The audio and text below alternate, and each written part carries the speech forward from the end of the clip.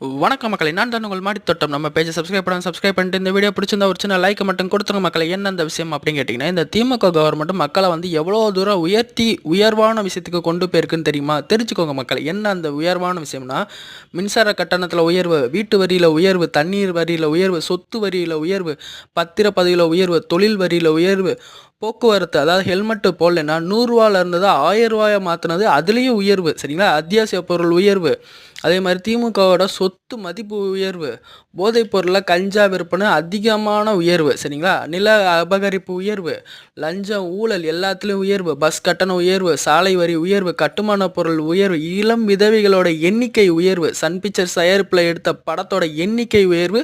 அதே மாதிரி அதிக இந்து கோயில்களை இடித்ததில் முதலிடங்க. இதுதாங்க நம்ம வந்து அவர் சொல்லுவார் பார்த்தீங்களா, எந்த கொம்பனாலையும் வந்து சொல்ல முடியாத அளவுக்கு ஆட்சி நம்மளோட ஆட்சி தான், திமுக ஆட்சி.